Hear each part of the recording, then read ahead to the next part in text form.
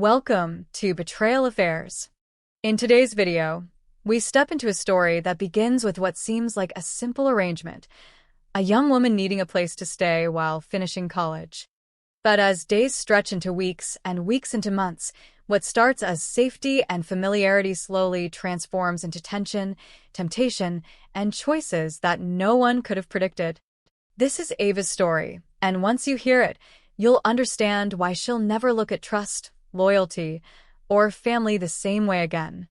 My name is Ava. I'm 22 years old, and until recently, my life revolved around one thing: survival through transition. I wasn't someone who had the comfort of a single hometown or a stable family home. My parents split when I was young, and what followed was years of moving from one rented space to another, always trying to rebuild stability that seemed to slip through my fingers.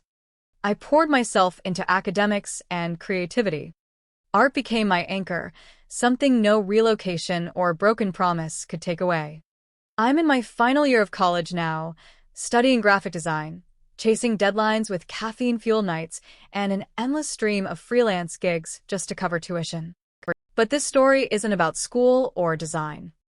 It's about what happened when life placed me inside a household I thought I knew, one belonging to my mom's longtime friend Nathan and his wife Victoria. At first, it was nothing more than a kind offer, a roof, a quiet space, a chance to finish my studies without worrying about rent. But what unfolded inside that countryside home would test everything I thought I understood about boundaries, loyalty, and myself. Before I take you deeper, don't forget to subscribe to Betrayal Affairs so you never miss more stories that peel back the layers of real human choices, mistakes, and the consequences that follow.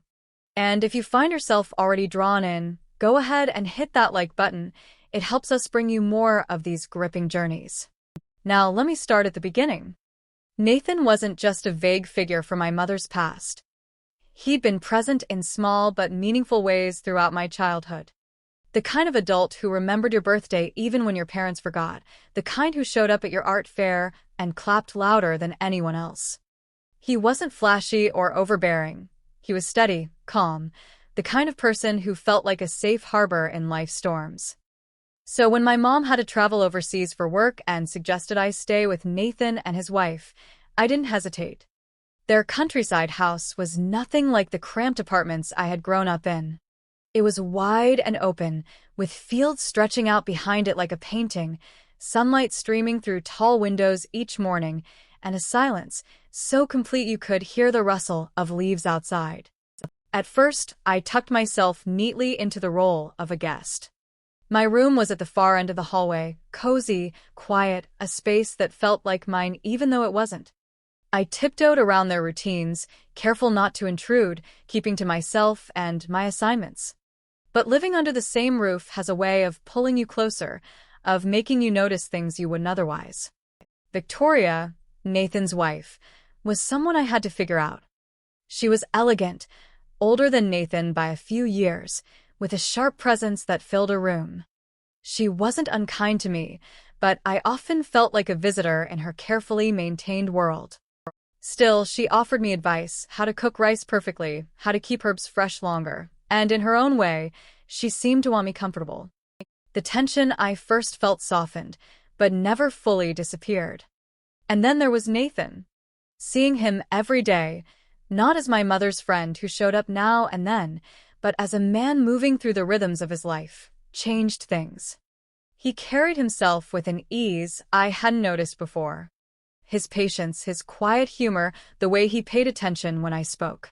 Small details began to stand out, details that seemed ordinary on their own, but together created something heavier, something I didn't know how to name. At first, I told myself I was imagining it, that his encouragement was nothing more than kindness, that his smile across the dinner table was just polite warmth. But there were moments, lingering seconds, glances that felt charged, that left me restless.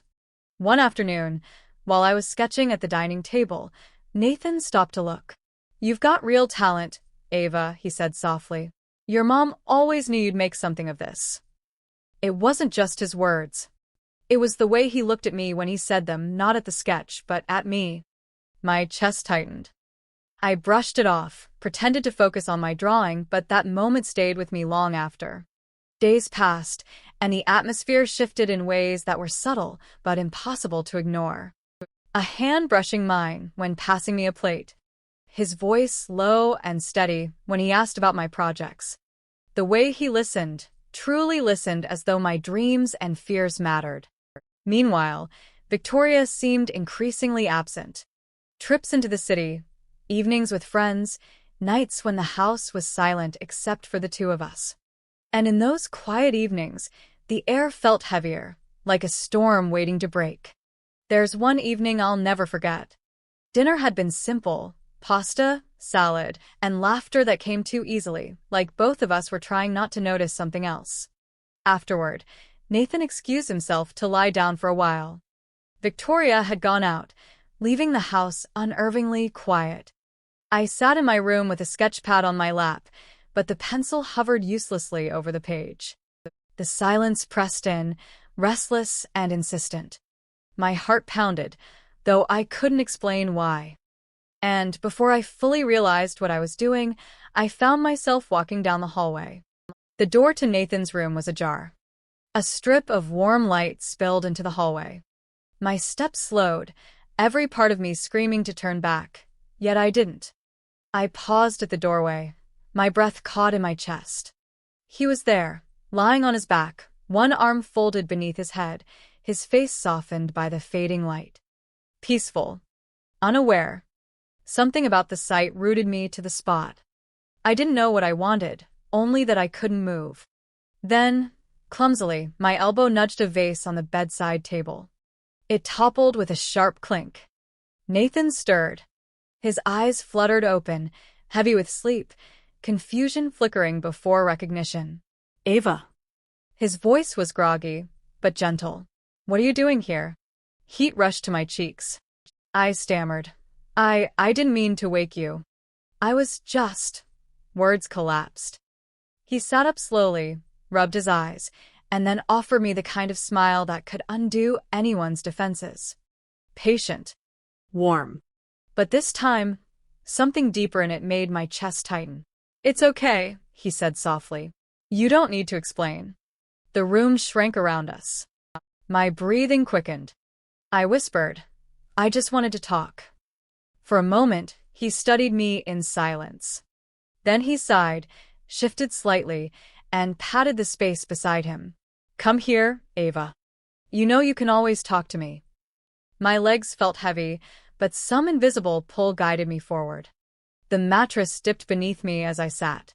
Every detail magnified: the faint scent of his cologne, the warmth radiating from his body, the steady rhythm of his breathing. Our faces were closer than I expected, too close. He looked at me with eyes that held both caution and something unspoken. Are you okay? He asked quietly. I opened my mouth, but no words came. My pulse hammered so loudly it drowned out everything else. All I could do was lean toward him, as though pulled by gravity I couldn't resist. And that was the moment everything began to change.